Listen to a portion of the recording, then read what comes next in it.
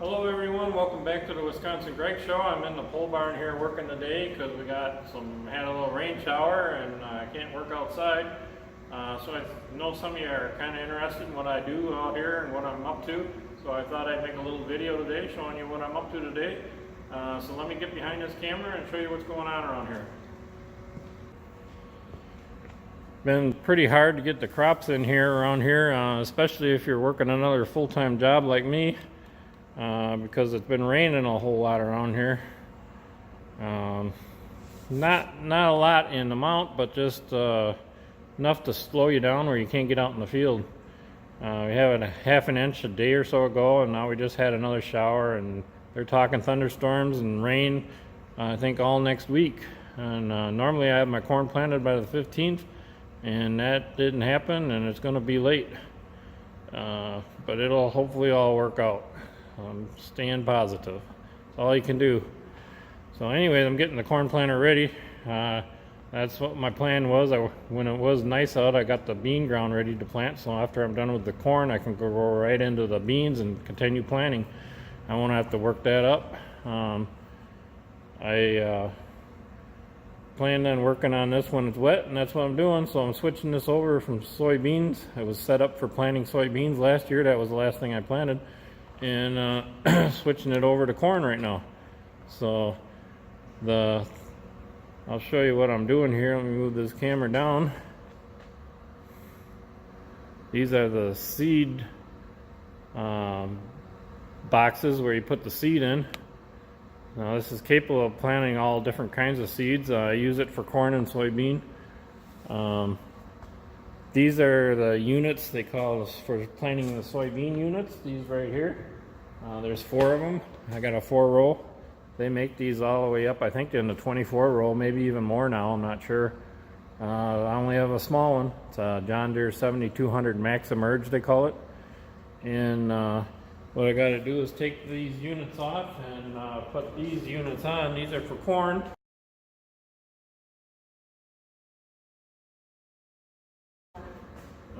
They're different, and have to switch them over. Not a whole real hard. There's just a couple wing nuts on here, and they pull off. And then there's a little drive unit over here that you got to take a cotter or a hair clip pin off and pull that off and put that on the corn unit, and then tighten the wing nuts back on and put it back on. So that's what I'm doing there.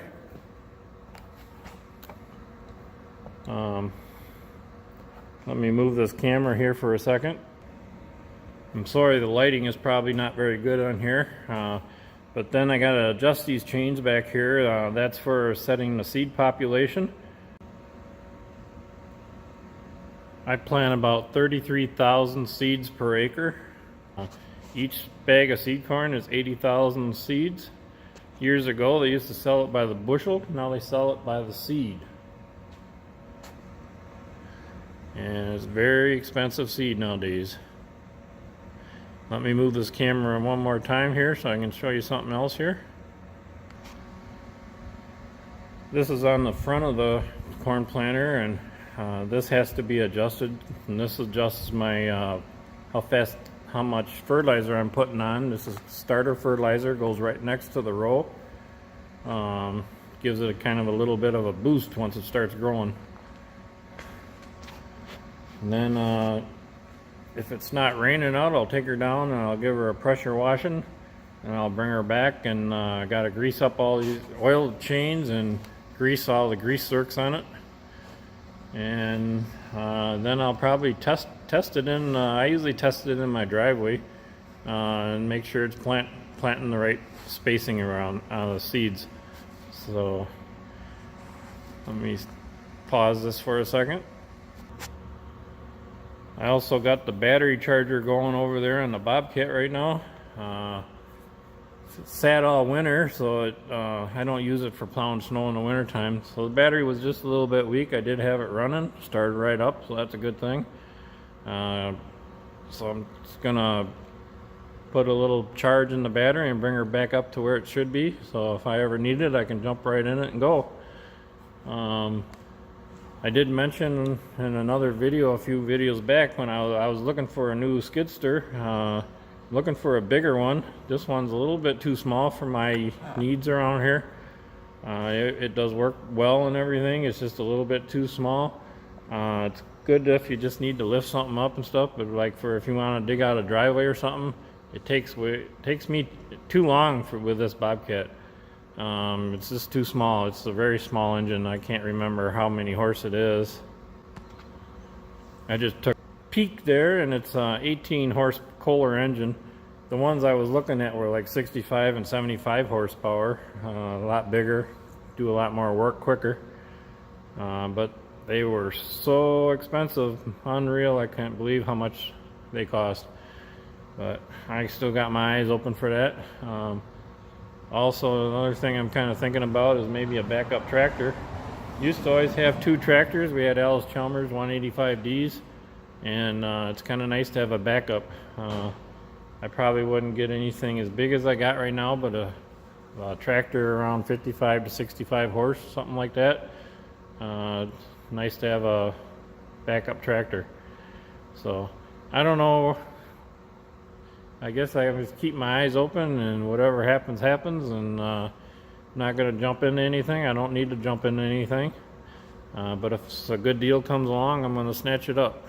So, anyways, that's pretty much what I've been doing so far today.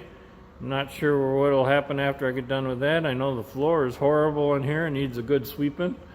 And I'll probably end up cleaning out the tractor. That is pretty dirty inside. Nice to always start out planting with a nice clean tractor.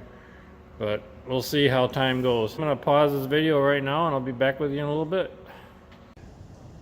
Well, I got everything all adjusted and changed over on the corn planter, and I checked all the tire pressure. I even checked in the disc and the trailer here and in the Bobcat. Checked the corn planter tires. Got them all set. Air pressure, that's very important when planting. Check the tires on the tractor. Check front and rear tires. Now I'm going to attempt to go down the road to my house because I got water down there at the pole barn here. I ain't got no well. And wash this tractor off and corn planter off. Hopefully I don't get caught in between a rainstorm here. The wind is picking up and it looks like it could rain, but it's been doing this for a little while. Nothing's happened yet. Let me come out here and show you a little bit. Sorry for the wind noise. Look at that hay across the road. It's not going to be too long. We'll be cutting that hay. It's across from my pole barn. I did see some turkeys out there a little while ago, way in the far back there.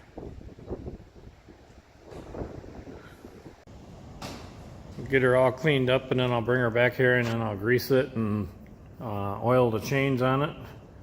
And then it'll be ready to go. I'll test it first, maybe yet today, possibly with some seed in it. And while I'm down there, I'll fill it up with liquid fertilizer and make sure there's no leaks or anything. I'd hate to be waiting until the day to plant and then go to fill it up and something's got a major leak or something. So we'll fill that up too while I'm down there. Oh my God, look how dirty this thing is. I can't believe how quick this thing gets dirty. My goodness, looks like it hasn't been cleaned for 10 years. I don't even want to show you behind the seat.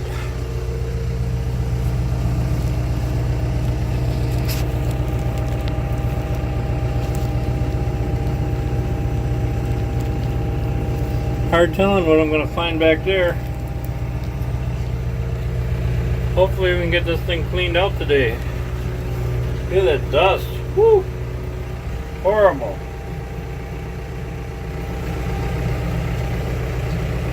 And I'll tell you what, once I get it clean, it won't take it long and it'll be right back to where it is now again. It just gets dirty so fast out there. It's so dusty. Here I'm just filling up the fertilizer tanks. It's starter fertilizer, liquid fertilizer. Taking that out of a big tank over here.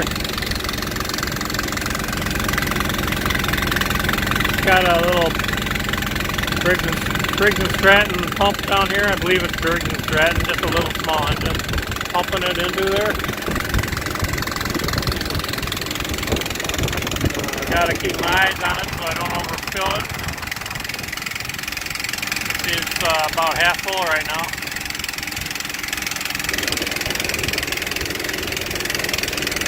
Doesn't look like there's any major leaks right now, so that's a good thing.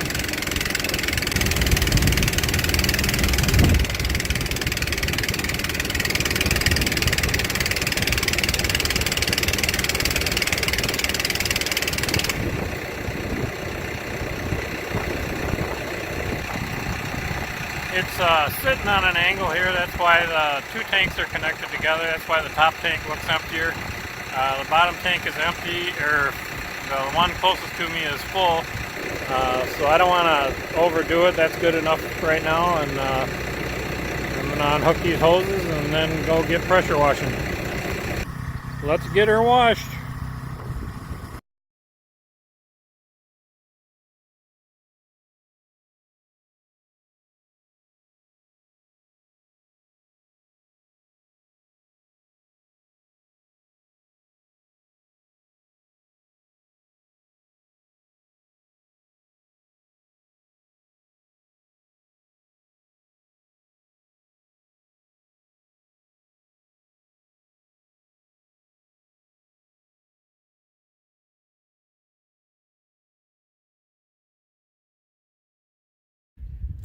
Now on to the inside, getting the inside clean. If you didn't pay attention, go back a little bit and just watch where I was pressure washing on hyperlapse video and watch some clouds going over. Isn't that cool? I'm just going to go real quick over the windshield with a chamois and dry up all the water spots so that don't leave spots on the windshield. And I won't bore you with that, but I'll be right back with you. Well, have you heard of the little old lady that left the plastic on her couch because she wanted to keep it like new? That was me. I'm the fat old farmer that left the plastic on his tractor seat because he wanted to keep it like new. But look at how horrible that is. It's time to go. Time to tear that stuff off. I don't know what I was thinking. Sometimes we get just a little crazy when we get older. Can you believe? 5 empty water bottles behind the seat, 3 half-full cans of WD-40, an old jacket, a brush I use for cleaning the corn planter, and a candy wrapper. All right behind the back seat. And I just went and bought a can of WD-40 the other day because I couldn't find one. Oh my God. Well, now to vacuuming. Stick around till the end because you're going to be amazed. I do this all the time. Comes out good. It looks horrible now, but it'll look good at the end.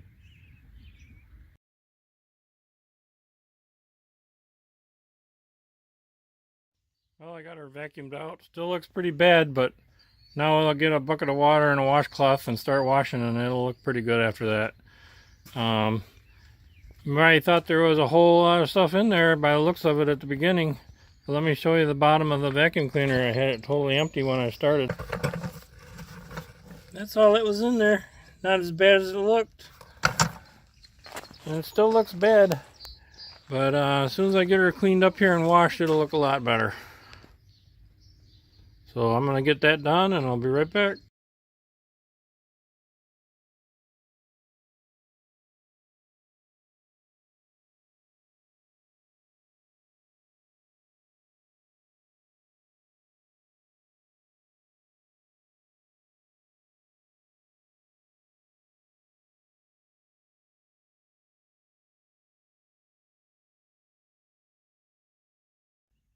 Well, can you believe it's already 8:15?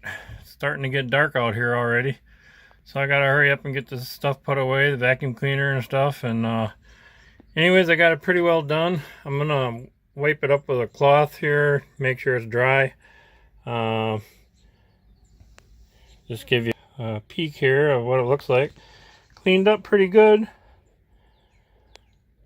Whole heck of a lot better than it was. But then I'm going to run it down to the shed, back down to the shed again. And I'm going to still wash the windows yet tonight.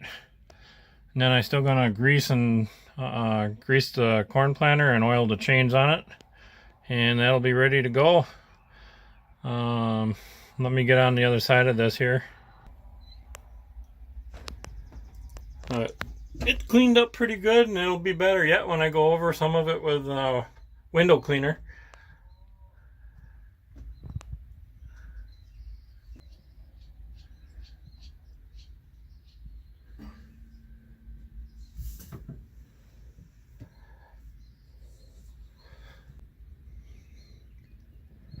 Whole heck of a lot better than it was. And it'll be dirty in no time. Again, doesn't take long.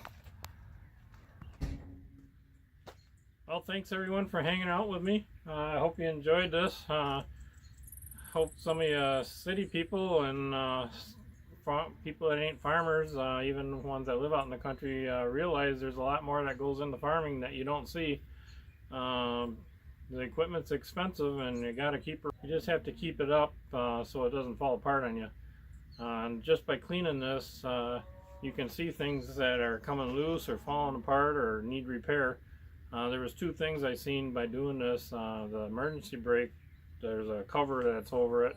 That came undone. I have to fix that. I don't think that'll cost anything. I think I just got to take it apart, put it back together again.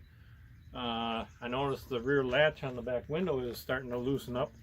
So I'm going to have to look into that and see what's involved with that. But it does pay to clean your equipment and check it over and go over it with a fine-tooth comb. You can save you problems out in the field. You can see things that are wrong before they actually go bad. So anyways, thanks for watching. If you like this video, give it a thumbs up, and we'll catch you all later in the next video. Have a great day, everyone. Bye now.